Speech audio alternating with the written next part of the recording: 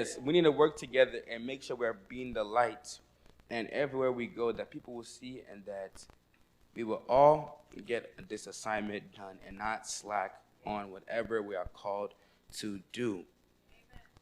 And we all have different assignments, but it's for one goal. So remember that, please. Don't be like, he has a different assignment. I want to do that. It's all for the same thing. It doesn't matter what you have. Do it and be glad. Have the joy of the Lord. There's joy and there's joy. There's love and there's love. There's happy and there's happy. I hope you guys understood that. There's a difference. When you have the joy of the Lord versus you just have joy, you know? When you have the joy of the Lord, sometimes you can't stop smiling. There'll be times I'm at school, they're like, why are you always smiling? And I'm like, it's because of Jesus. You know what I'm saying? Like, it's gonna show. Someone's gonna be like, man, I feel a little too happy. We're singing, I got the joy, joy, joy, joy, and I'm all. But really, when you sing those songs, mean it, because worship is not just lyrics; it's a lifestyle. You gotta live it out. So if you're gonna say, I got joy, have joy, have the joy of the Lord. If you say, I give you glory, Lord, give God the glory. If you say we bow down and worship, bow down and worship God. It's not just because the lyrics rhyme and it sounds good. It's a lifestyle. You're supposed to live it out, not just sing it. There's a difference. Like don't just like be on here. We bow down and worship, but then when the minute you go outside, God says, bow down to me. God, I don't want to. Can I do it later? You just saying we bow down and worship, but you don't want to live it out. Worship is a lifestyle. It's not lyrics. It's not just lyrics, it's a lifestyle. You have to live it out. Even the word, you have to live out the word. Whatever you read, it should reflect off you. Because with your knowledge, you're gonna, that's how you know, that's how you speak. It's gonna show, oh man, this always guy speak, always says something about the Bible, all this stuff. And it's gonna reflect off you because you spend time in this person, you're reading his word. And just to have a greater knowledge and understanding of who God is. And we're never going to get enough of who God is. There's so much to learn. You can be 90 years old and there's still more to learn about God. There's still more to learn about the Word. Like I said, you can read the Bible more than 100 times. But there's always going to be a different revelation to what you are reading. So you're not just reading just to read. You read to understand and to help you throughout life. You know how the Bible, they say that stands for basic instructions before leaving earth.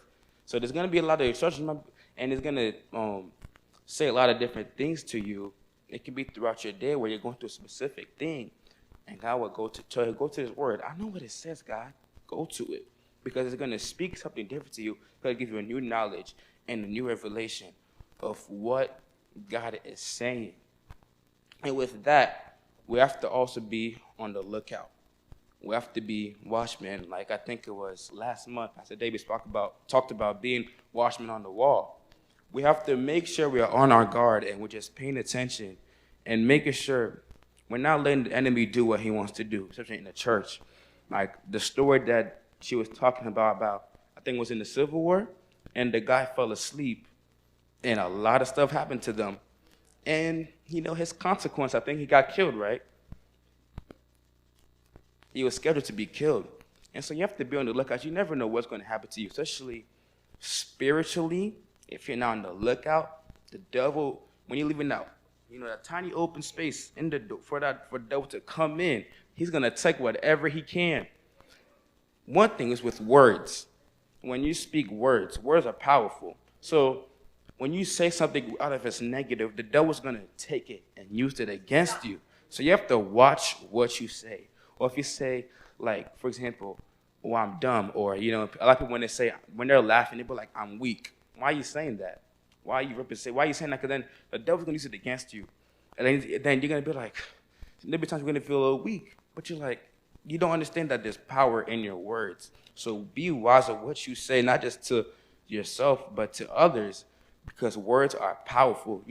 A lot of times people are going through things just because of what somebody said.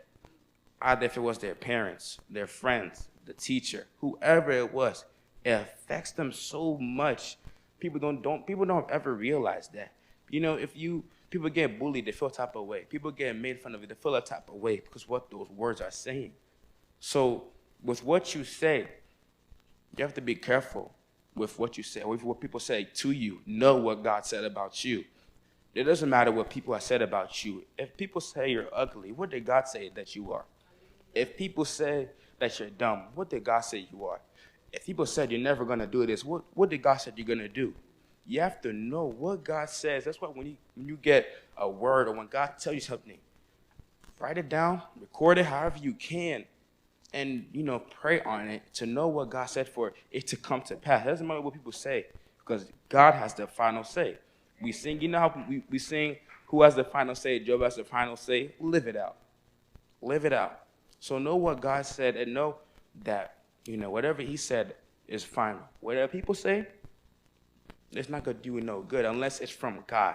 Unless it's from God, then that's something else. And so